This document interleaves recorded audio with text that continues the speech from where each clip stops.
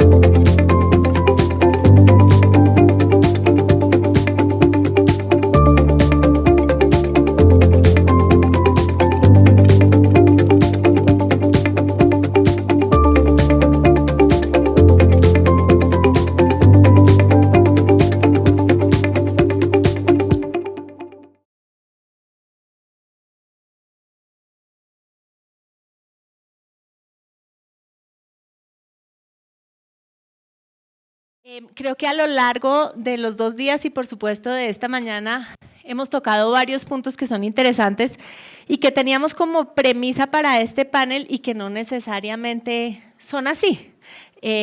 Veíamos los casos nórdicos, el caso por supuesto de Alemania y vemos que algo que no sé, en lo que no hemos profundizado mucho y es que el tamaño de las ciudades latinoamericanas a veces hace todo más difícil. Entonces, una de las preguntas que yo tenía como base o de los puntos que tenía como base es este crecimiento acelerado de las ciudades que plantean retos en términos de vivienda, movilidad, desechos, seguridad alimentaria, salud, etcétera, etcétera. Yo quisiera partir por hacerles una ronda de preguntas a todos sobre si de verdad ese crecimiento tiene que ser la base. En Bogotá ahorita estamos discutiendo mucho con la alcaldía el tema de si esta ciudad debe seguir creciendo y ampliando sus fronteras, porque poco a poco ya tenemos 8,5, 9 millones. ¿En qué momento se vuelve inmanejable? Y sobre todo en términos de adaptación y mitigación con esos tamaños. Uno ve estas iniciativas en Alemania, por ejemplo, y el tamaño les ayuda, ¿cierto? Tener comunidades, poder hacer consultas, ser locales, redefinir lo local a partir de la vecindad casi, ¿cierto? Tomar decisiones entre vecinos son la base más fuerte para la planificación, para la adaptación y para la mitigación. En estas ciudades de 8, 9, 10, 15, 20 millones, tener planificación participativa es muy difícil. Entonces, de pronto voy a empezar por aquí para ver si estamos a tiempo de cuestionar el crecimiento acelerado de las ciudades. Para la traducción, música de ascensor. Turiru. Music for this is a big y un gran problema, pero este no es un asunto fácil porque se trata de democracia, ¿no? En el fondo, cuando se vuelve y cuando se ve a Suecia y a los países nórdicos y cómo empezaron a construir su estado de bienestar, fue una organización que se hizo por individuales al nivel profundo y cómo construyeron sus propias organizaciones y cómo combatir por los intereses de cada uno. Así que esa parte de un compromiso local y movilización local, pero también se trata de liderazgos locales para que tengan espacio para ese desarrollo. Entonces ahora tenemos que acelerar nuestras ambiciones porque los desafíos que tenemos frente a nosotros y que tenemos cada día. Entonces tenemos que encontrar en dónde están las fuentes y las municipalidades no tienen esas fuentes, entonces tienen que abrir sus puertas. Les puedo dar un ejemplo también del problema en el estado, en la ciudad de Gothenburg, cómo estos se puede cambiar y con un liderazgo político, un consenso con los partidos políticos, tuvieron objetivo para cumplir el Acuerdo de París e implementarlo en la ciudad de Canterbury. Pero ¿cuál es la población? What's the population? La población es alrededor de 500,000. Es una pequeña ciudad. Entonces los políticos tomaron la decisión de seguir la implementación de 17 objetivos de desarrollo sostenible, y luego de esto los políticos fueron al director de finanzas de la municipalidad. Y bueno, yo esto nunca lo he hecho, ahora tengo que empezar con ustedes, tengo que hablar. Sí, tengo esto, casi siempre lo he hecho como siempre lo he hecho, pero empezó a hablar con el director de medio ambiente, y después de eso Gothenburg era el líder mundial de los bonos verdes.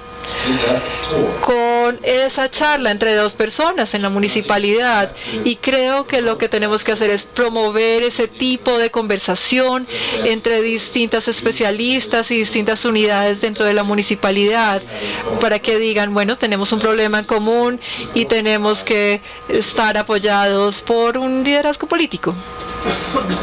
Gracias. Well, I think that this is an extremely no está directamente en la gobernanza de las municipalidades, ¿no? Entonces, tiene que ver, yo creo, con una mirada desde el nivel nacional, desde el nivel regional, de cuál es la política urbana del país, de cuál es la visión del desarrollo urbano del país. Esto vemos de donde vivo en Brasil, hay una discusión ahora de cómo vamos a implementar la agenda de hábitat, qué esto quiere decir para una política nacional de desarrollo urbano sustentable, pero también desde la perspectiva de los estados, aquí las regiones, cuáles son las vocaciones de los territorios, cómo direccionamos el desarrollo de los territorios. Entonces, este tema de la población es algo que tiene que ver con esto, ¿no? Desarrollar una política de direccionar el crecimiento de estos territorios, creo. Que es dificilísimo porque la gente quiere vivir en ciudades. Ese es el otro límite a tratar de ponerle política pública a las políticas de población. Para ser honestos, siendo argentino tengo la tentación de contestar cosas que no sé, ¿no? Pero la verdad que mi área de expertise es la energía, y podría hacer una serie de comentarios obvios acerca de que las megalópolis no son deseables. Argentina tiene en Buenos Aires la tercera parte de su población.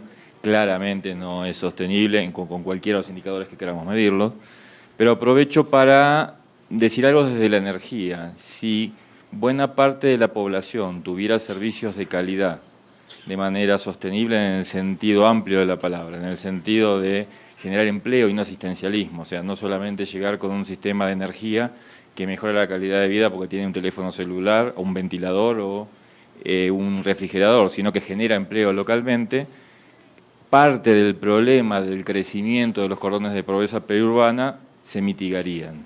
El problema de fondo no es ese, el problema de fondo es bastante más complejo, pero yo me abstengo de opinar sobre el problema de fondo por falta de conocimiento. Los puse a hablar de temas por fuera, pero me parece que la premisa es importante.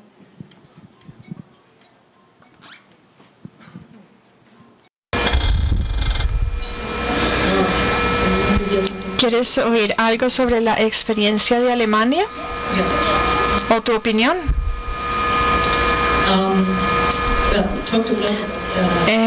Se habla mucho sobre el liderazgo político en estas sesiones. Claro, sí, es importante. Para ser honesta, yo creo que en Alemania nuestros alcaldes están sufriendo con otros problemas en este momento, todo debido a una decisión consular sobre la recepción de refugiados de Irak y Siria desde 2015. La adaptación climática todavía sigue, claro, en la agenda. Yo les mostré a ustedes algunos proyectos en mi presentación, pero a nivel local el problema social cada vez es mayor. Por ejemplo, la vivienda es un problema muy grande. Necesitamos viviendas sociales solamente para los refugiados, sino también para otros grupos sociales que tienen menos riqueza. Necesitamos más profesores para poder enseñar alemán a los refugiados, más colegios, más jardines infantiles y así sucesivamente. La agenda de los alcaldes a nivel local cambió completamente después de esto.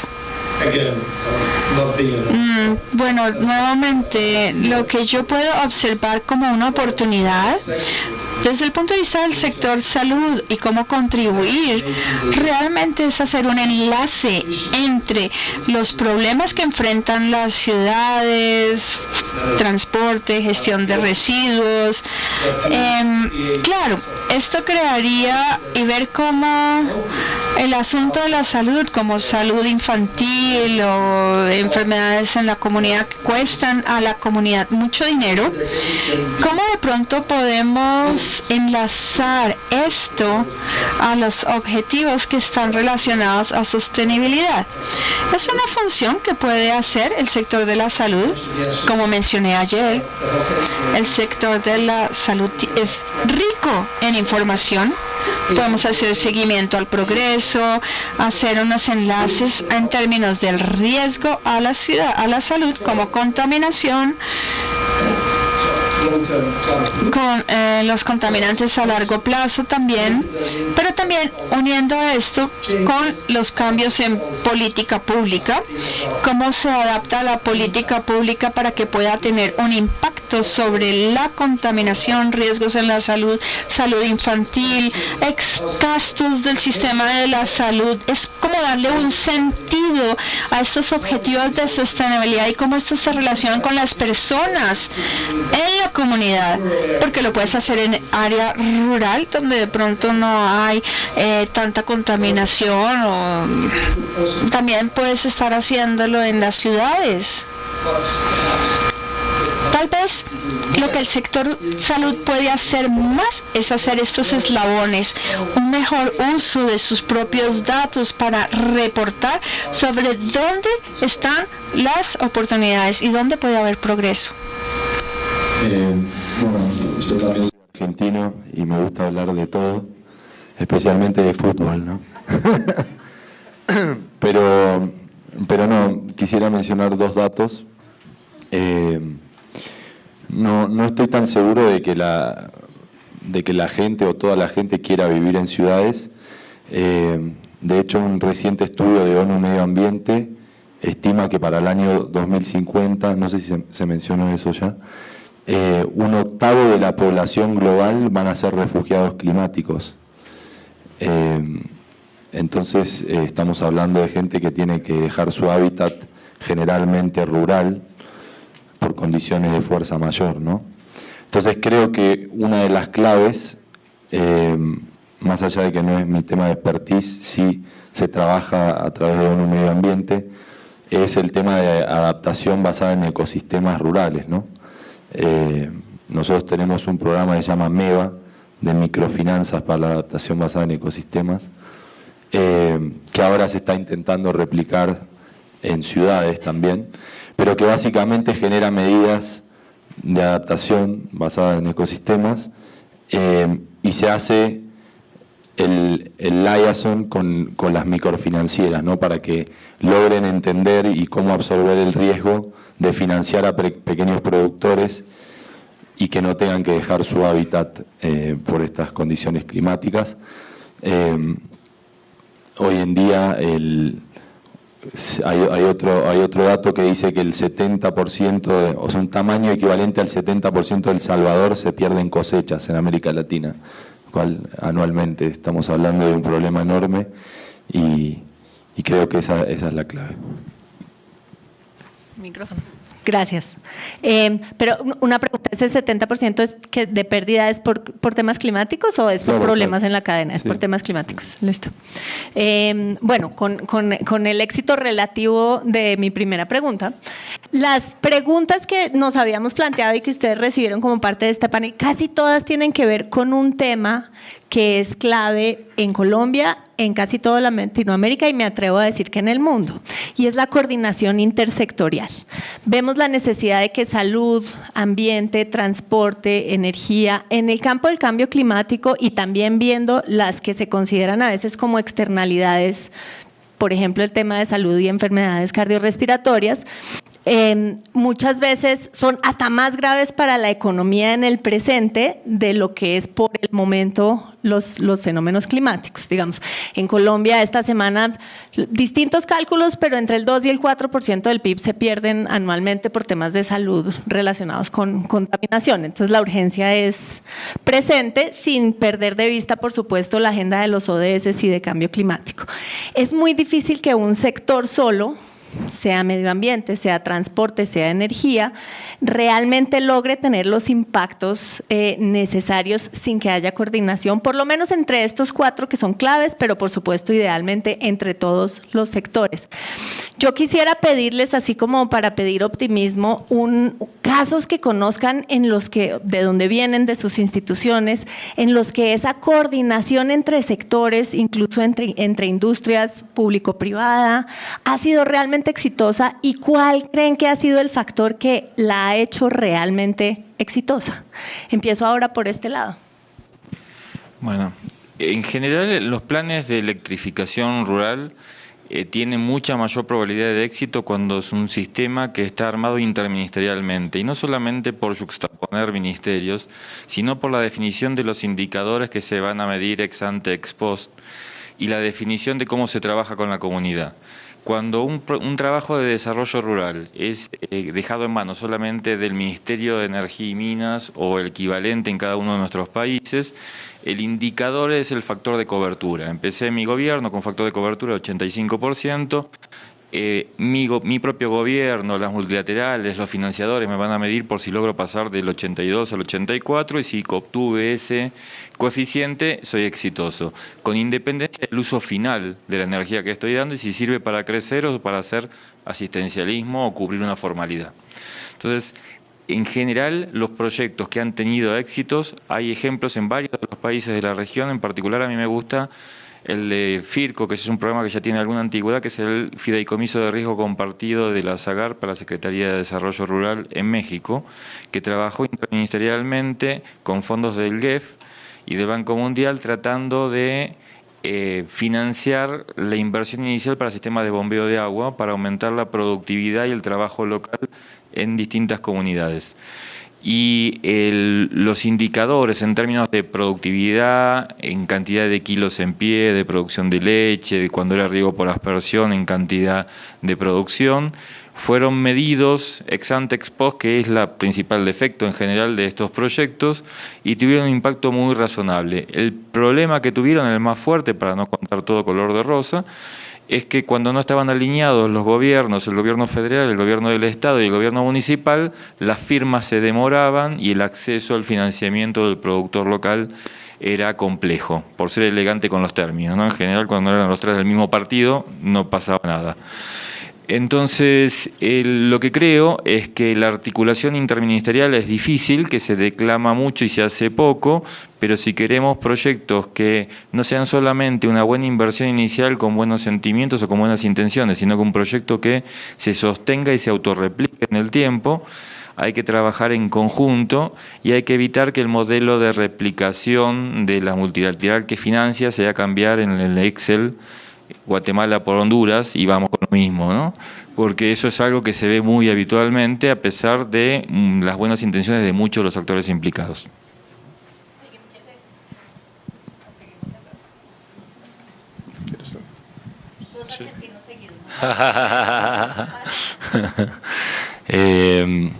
No, yo volvería a mi presentación, ¿no? Con el caso del Consorcio de Movilidad Eléctrica en Chile.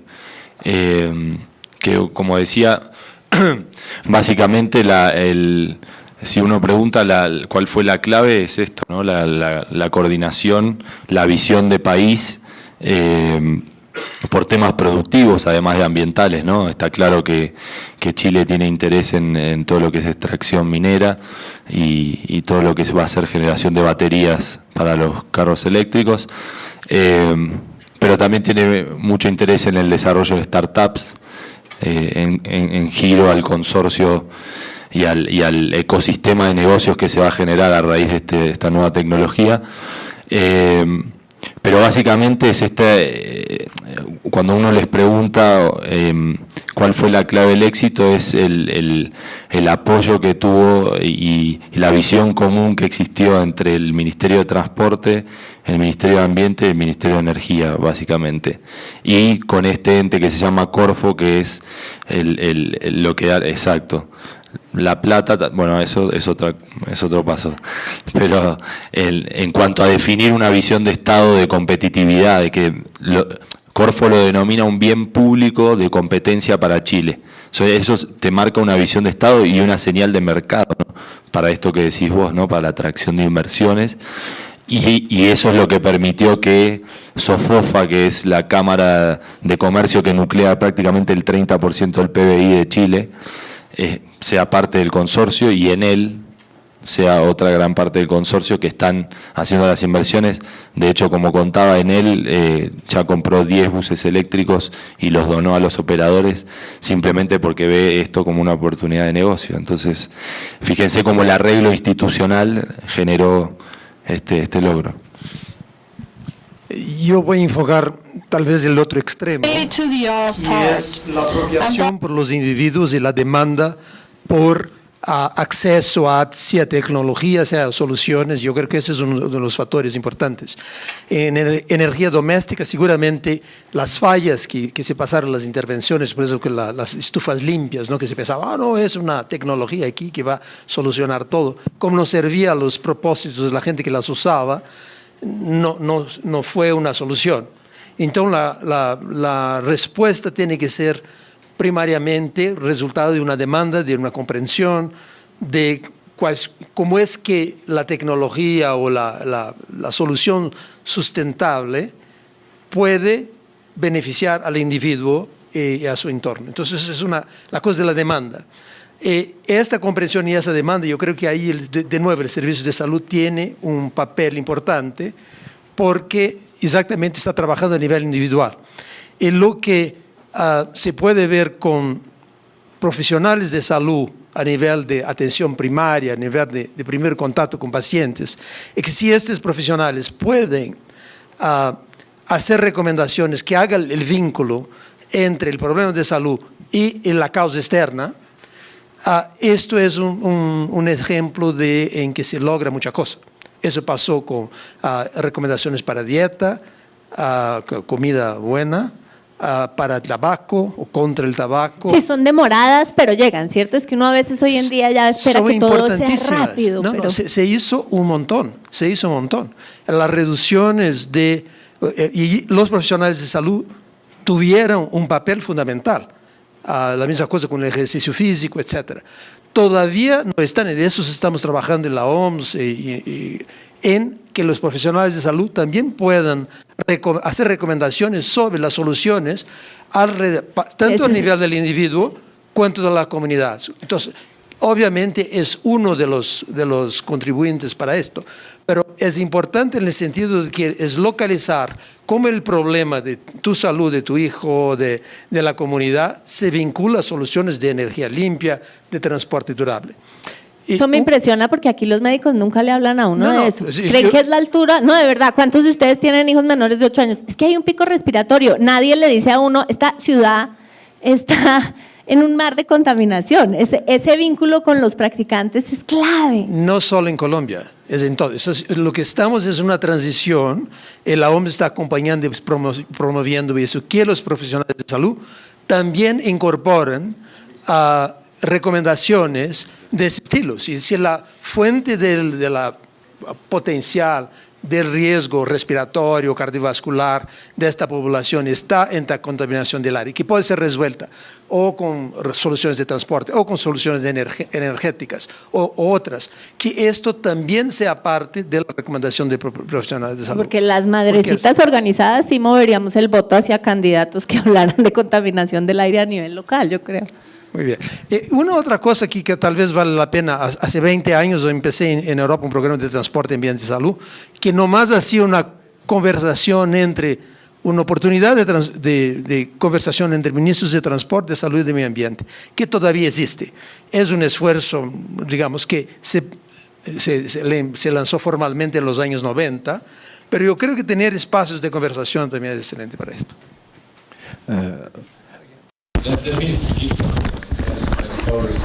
Permítanme hablarles sobre algunas historias de éxito a la audiencia. Una de ellas tal vez la mostré en los dispositivos, el sitio de ECRA. Hicieron algo muy sencillo.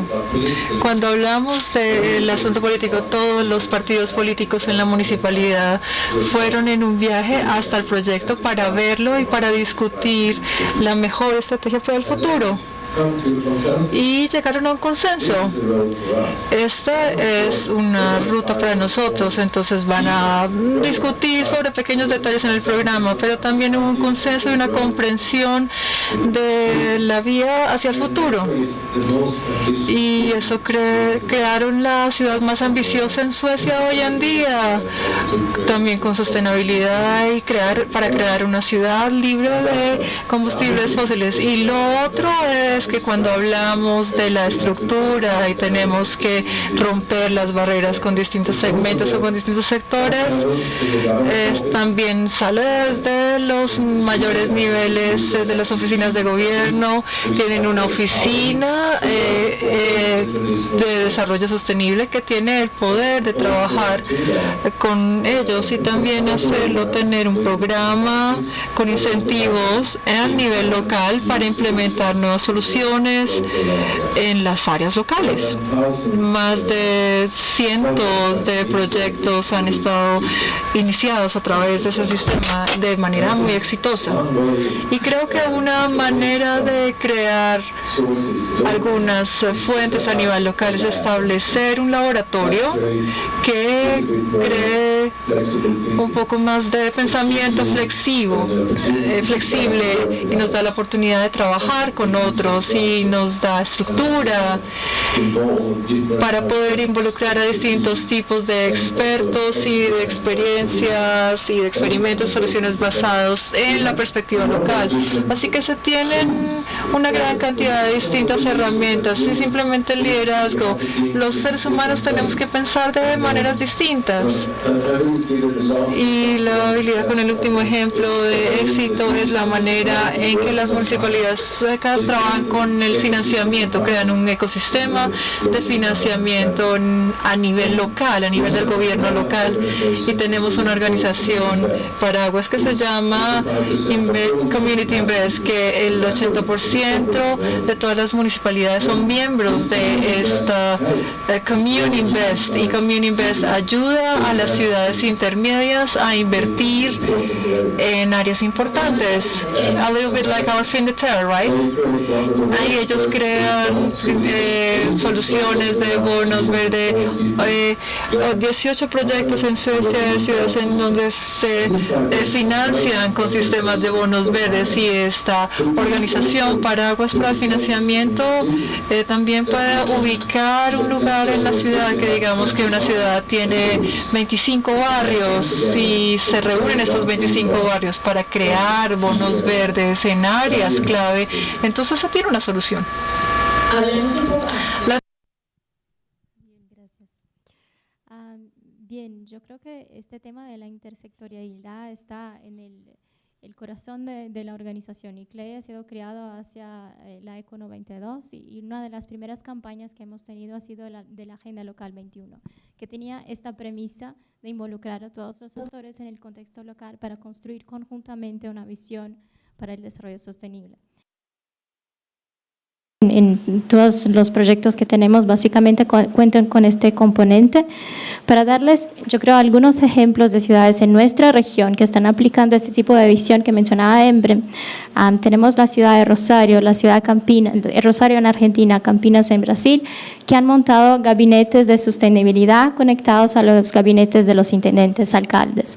Esto tiene que ver con la visión que para la integración es esencial tener el liderazgo político. El mandato tiene que venir del del prefecto, del alcalde, del intendente, para funcionar. Entonces ahí se montan estos gabinetes que coordinan toda la estrategia, una estrategia realmente municipal, con una visión integrada. Un otro ejemplo que yo quiero dar… Te voy a interrumpir, perdóname, Aurora. Claro. En ese caso, a sabiendas, y todos estamos de acuerdo en que el tema político no es menor, y en una región con unos movimientos políticos pendulares interesantes, en esos programas, ¿cómo hacen para tratar de asegurar la sostenibilidad a futuro? Claro. Es decir, el gabinete se acabó y el siguiente alcalde, ¿cómo hacen esos proyectos para tratar de proveer incentivos que hagan que sobrevivan los proyectos? Esto yo creo tiene que ver con involucrar a otros actores que están fuera de la municipalidad en sí misma, pero son los actores del territorio. Esto ahí tengo un ejemplo muy interesante de la ciudad de São Paulo, en Brasil. Cuando ha empezado a trabajar en su estrategia de cambio climático, también ICLEI ha apoyado este proceso. La primera etapa que se ha proponido es el tema de la gobernanza del proceso. Ahí se monta un comité de trabajo intersectorial en la municipalidad, pero además un comité municipal de cambio climático, como lo llaman, que involucra a los actores, sector privado, universidades, sociedad civil, y ahí se discute el desarrollo de la estrategia, como una visión de ciudad, como una visión de cómo la ciudad va a enfrentar el cambio climático. En São Paulo hemos tenido esa cuestión, se cambió la administración municipal, el proyecto, todo el tema de cambio climático no era más la prioridad. Pero ahí teníamos un grupo de actores que estaban involucrados y teníamos en legislación la visión que se había planteado. Entonces ahí un concejal que acompañó el proceso entró con una representación en el Ministerio Público y se exigió que se retomara el proceso. Entonces, claro, no es definitivo, no es una solución, pero son algunas maneras de mitigar estas dificultades que sabemos que existen. Hablemos un poco del tema de financiamiento y de mezclas creativas en financiar dentro de las ciudades las posibilidades de cumplir o de aportar lo necesario para cumplir las metas de París. Hemos hablado de bonos verdes que en Colombia están creciendo mucho, están por supuesto las multilaterales que mencionaron varios de ustedes. ¿Qué tanto también tenemos que empezar a ver como la inversión más activa de los actores privados? Es decir, ya hay señales del Estado, creo que en todos nuestros países en la región. En Colombia tenemos un impuestico al carbón, un chiquito, pero lo tenemos y puede crecer, que es una gran ventaja. ¿Qué otras cosas han visto en el marco de su trabajo que puedan entrar a la bolsa de financiamiento y armonizar las iniciativas de las ciudades? ¿Hay algún caso que les parece especialmente notorio o exitoso? Más que un caso específico, en el caso de energía renovable, al ser capital intensivo, sea distribuida o sea en parques, mucho más en el caso de parques, una de las barreras, no la única, porque esto tiene que ver con capacity building, tiene que ver con marco regulatorio, hay varias barreras por remover. Pero en el caso del acceso al capital para financiar proyectos que compiten con inversiones iniciales mucho más bajas, porque comprar un ciclo combinado y luego operarlo con el combustible requiere un ciclo de vida mucho más caro, pero una inversión inicial mucho más baja, el acceso al financiamiento en características adecuadas para los proyectos de energías renovables es muy complejo. Y en general hay economías como, por poner el caso, la chilena con Corfo, que accede a tasas competitivas, y hay otras como la Argentina, que viene de un periodo muy complicado en el mercado de capitales internacional y paga casi el doble de tasa que paga Chile. Acceder a democratizar el acceso al financiamiento para diversificación de la matriz energética y eléctrica en particular en nuestros países puede tener resultados inmediatos en términos de bajas de emisiones y generación de empleo. Y también lo que comentábamos ayer es entender que hay dos formas de diversificar la matriz, una que es con capital concentrado y una que desarrolla más la industria local y la generación de pymes locales. O sea, uno puede hablar de la diversificación de la matriz eléctrica con energías renovables y con el mismo título puede estar hablando de un modelo u otro y que depende de las fuerzas locales en términos de cómo le plantean a las autoridades ir por uno u otro camino, que tengamos más éxito en la transformación de fondo, no solamente una transformación tecnológica y en términos de emisiones, que está muy bien, pero las tecnologías son un medio, no son un fin. Entonces, la verdad es que el desafío es transformar el modelo y transformar el modelo requiere generar empleo local y participación local. Y si es capital intensivo, a nuestros países dificulta mucho acceder a eso.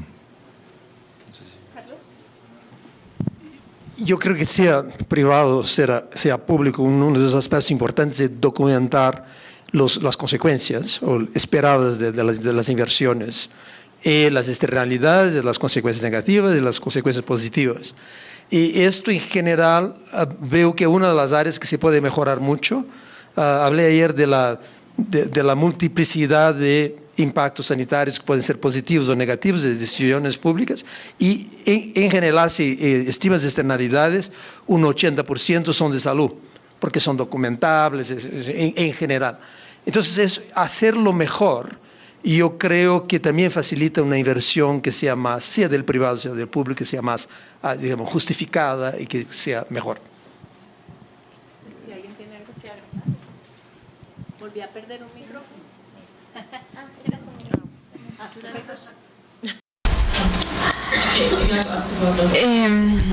Sobre los modelos de financiamiento, de pronto sería un proyecto bastante interesante, y la región de Stuttgart y la asociación de Stuttgart ha creado este concepto de panorama de parque, Sokoklan, que está financiado el 50% por la región, 50% las municipalidades las tuvieron que dar este dinero. La idea era mejorar la infraestructura verde en las diferentes ciudades, la calidad de la infraestructura verde, y esto ha sido un proyecto de mucho éxito. Más o menos 12 intervenciones ya se hicieron en la región, que también creo que tiene un aspecto social, porque para poder proveer una buena calidad en espacios públicos, permite también diferentes grupos sociales que interactúen en estos espacios públicos, mientras que también en la otra parte de la vida, como casas, colegios, están bastante separados. Entonces esto fue muy reconocido como algo muy importante y una muy buena contribución para ciudades sostenibles. Este tema de financiación desde el punto de vista de la demanda de las ciudades que están en nuestra red es uno de los puntos que más oímos hoy de los alcaldes, ¿no? Hay varias dificultades, es algo que empezamos a trabajar en los últimos años desde ICLEI, cómo promover el acceso a financiación desde la perspectiva de una red de ciudades.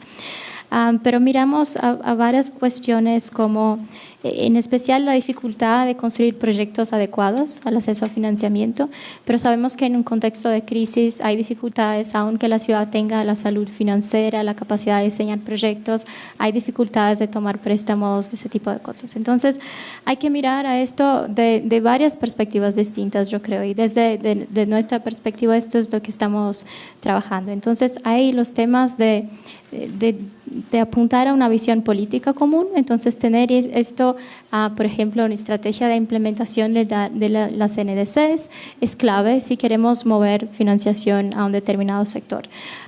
Pero también ahí diseñar modelos de negocios que tienen a ver también con procesos regulatorios, como nos dice, entonces que sean adecuados. En energía, por ejemplo, el tema de las sesgos, a veces es barrado por el tema de la falta de la regulación, entonces esto es algo que también necesitamos mirar y testear y poner a la disposición de las muchas más ciudades. Yo creo que el tema de capacidad de inversión de salud financiera aún sigue un tema para los municipios, entonces esto es algo que antes de tomar fondos externos, el municipio tiene que gerir de manera saludable, de manera eficiente sus propios recursos y apuntar a que estas son prioridades en su propia estrategia, ¿no? Antes de recibir fondos externos. De nuestro trabajo, lo que hemos intentado empezar es un poco un agregador de proyectos de los municipios.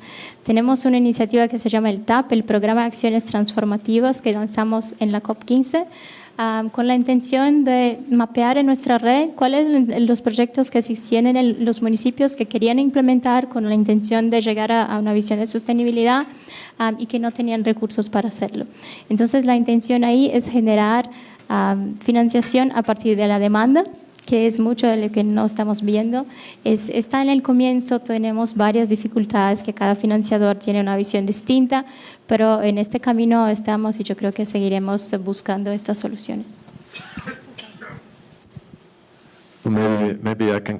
De pronto esta solución te la pudiera yo cubrir porque, como estaba diciendo, es un trabajo como un agente de intercambio y junto con ECLEI y con los objetivos mundiales y algunos otros actores para poder ayudar con las mediciones de estos asuntos, para ayudarle al proyecto para que tenga las normas correctas, para que cumplan con las demandas de los inversionistas. Esto es un asunto muy importante y crucial.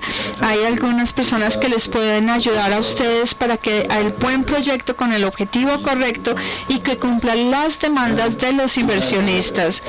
También tenemos una oficina aquí en Bogotá y tenemos en Medellín otra oficina, y de pronto es estar en contacto con nosotros, con Salespool, y nosotros les podemos ayudar con sus desarrolladores. Ustedes están todos. Yo a veces en Bogotá en este momento a veces siento que estoy como en un doble mundo, porque aquí en estas discusiones el tema de la conectividad y la calidad de la infraestructura verde no parece tener cuestionamiento. Y cuando hablamos de calidad de infraestructura verde, me supongo en el caso específico de ustedes, Jenny, pues es que preste servicios ecosistémicos, digamos, no solo que sea jardincitos. Y en Bogotá todavía se cuestiona si de pronto un parque con unos columpios y un radadero y una cancha de básquet da para conectividad ecológica. Hay gente que cree que los parques de 3 árboles y un jardín, por ser espacio público, ya tienen un valor ambiental en términos de infraestructura verde. Hablemos un poquito del tema de la conectividad y qué tanto ya y de la adaptación vía ecosistemas, digamos, vía infraestructura verde, y si Bogotá sí está, como yo creo, un poquito detrás en la discusión y en general en sus experiencias ya no se cuestiona la necesidad de tener adaptación vía, digamos, inversión en estructura ecológica. Bueno, en la anterior me salteaste, así que se ve que te aburriste de los argentinos. Se aburrió de los argentinos ya. No, porque el colega mencionó algo muy interesante sobre los sistemas de MRV, ¿no? De medición. Y justamente en el tema de adaptación, fíjense que el Acuerdo de París no hace obligatorio la medición en adaptación, pero sí en mitigación. Entonces, una de los leverage que nosotros tratamos de hacer para trabajar MRV con los países es el tema de la inversión, ¿no? O sea, ¿quién va a invertir si un país no está trabajando el sistema ME en adaptación o MRV? Entonces, ese sería como un poco el trigger para que los países empiecen a medir. Ese es un tema muy interesante.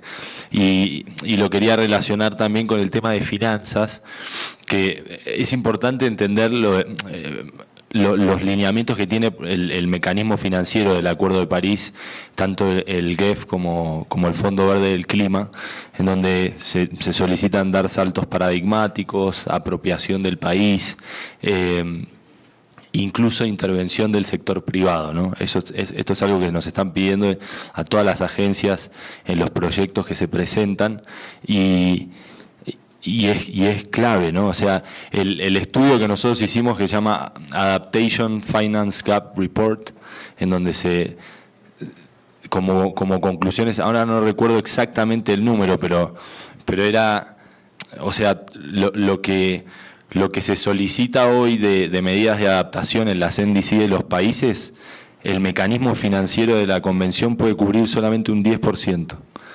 Entonces, la conclusión es que ese otro 90% sí o sí lo va a tener que cubrir el sector privado y las enabling conditions que cree el Estado para captar esta inversión, porque si no, no va a haber forma de cumplirlo. Eso. Contesto o comento sobre la cuestión de los espacios verdes, de los ecosistemas. Yo creo que una de las cosas importantes es meter en evidencia que hay información, evidencia, etcétera, de la importancia de los ecosistemas, incluyendo por la salud, ese es uno.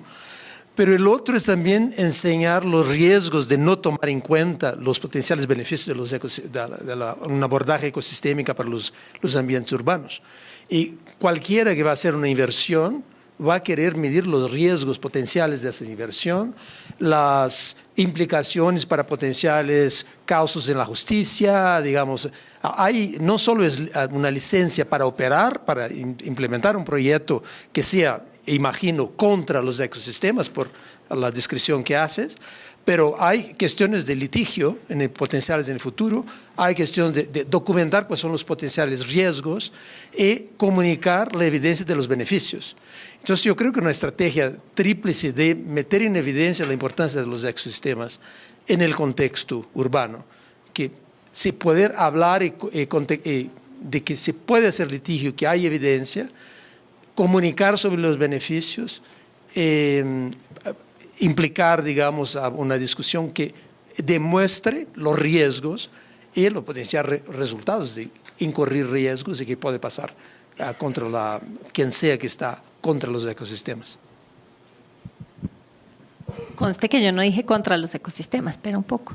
Y creo que el caso de Houston nos acabó como siendo un punto, y creo que va a haber mucho litigio en el caso de Houston por la forma en que se planeó la ciudad y las inundaciones del último huracán, porque fue un crecimiento que no parece haber tomado en cuenta pues el funcionamiento del sistema en el que estaba.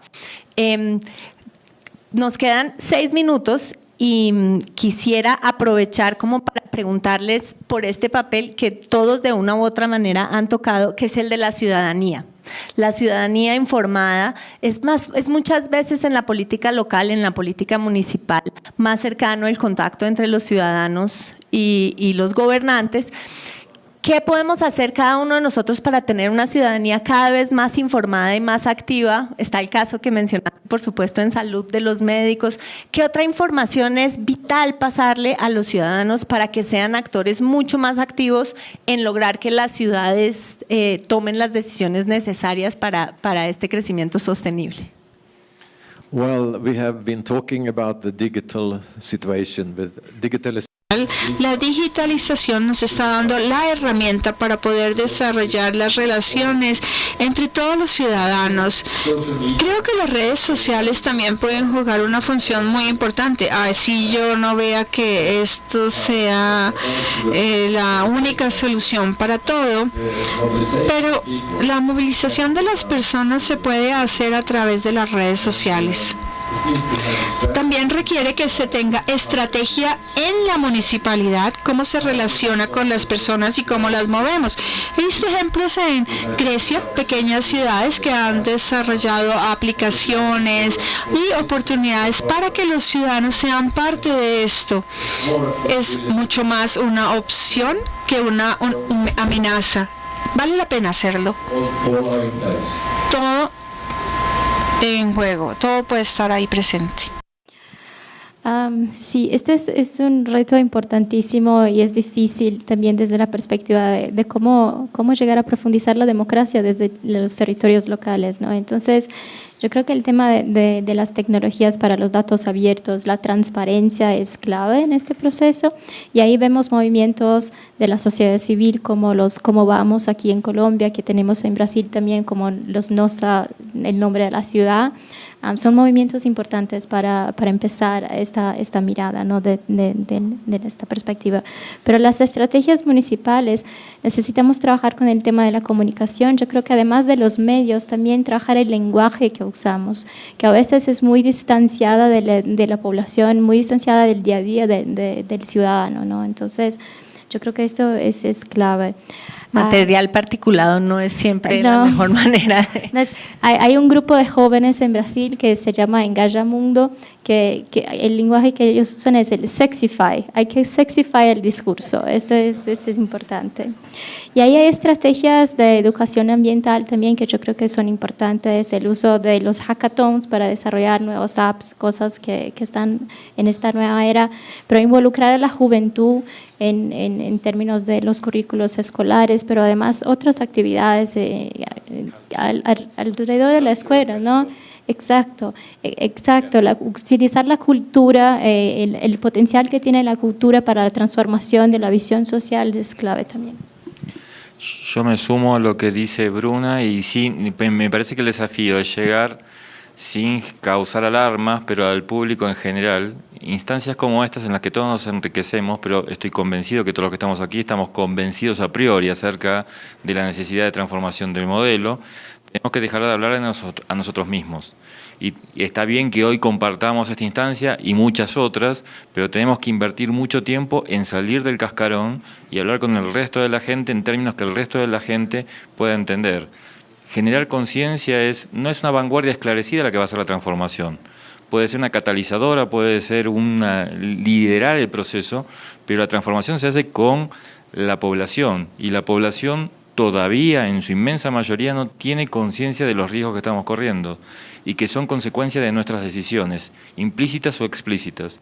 Entonces, lo que recomendaría para todos nosotros, cada uno de nosotros desde su lugar, es salir de la zona de confort de hablar con gente que ya está convencida o con los burócratas de turno porque necesitamos el financiamiento y dar la discusión al público más amplio posible. Se cansó. I agree, estoy de acuerdo con los otros conferencistas. Sí, las redes sociales son una gran oportunidad.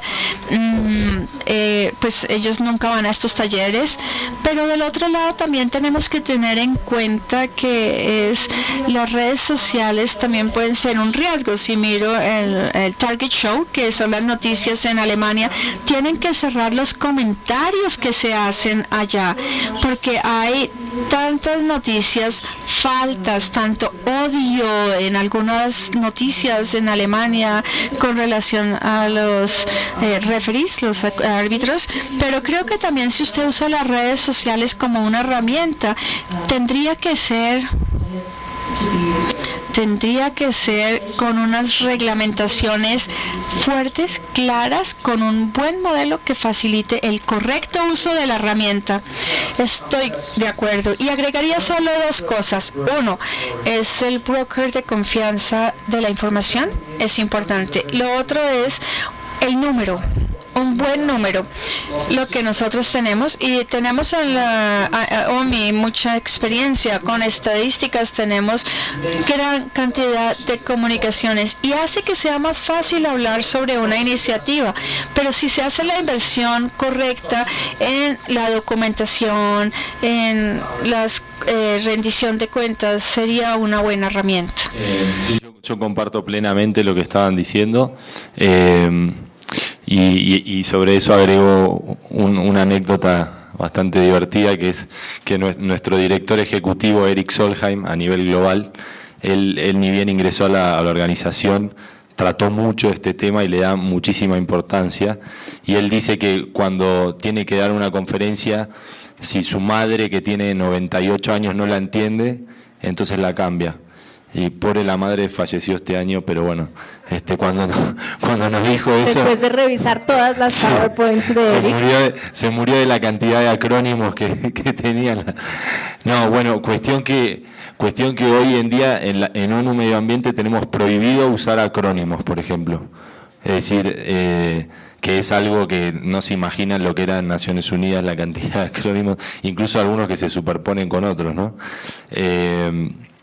Eso, y dice, su tiempo terminó, pero también me parece que es muy importante el tema de los partnerships, ¿no? O sea, las asociaciones que se pueden hacer con agencias o con actores que tienen mucha experiencia en comunicación. Por ejemplo, nosotros en el tema de movilidad eléctrica nos asociamos con la FIA, tanto a nivel global como a nivel regional, con la FIA Región 4 ahora estamos trabajando, porque ellos tienen prácticamente muchísima llegada. Por ejemplo, el Automóvil Club de acá de Colombia, que es uno de los socios de la FIA, tiene muchísima llegada a los consumidores, tiene muchísima llegada a los importadores, a los ministerios de transporte.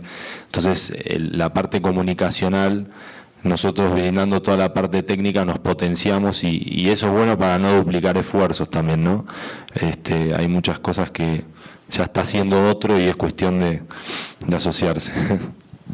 Perfecto, entonces brilla el letrero de su tiempo terminó, pero yo no puedo dejar de decir dos cosas. Primero, por supuesto, agradecer a Gilberto y al equipo fantástico de CEID que todos los años organiza este fantástico evento. Y el segundo es hacerme una cuñita propia, hablando de comunicación.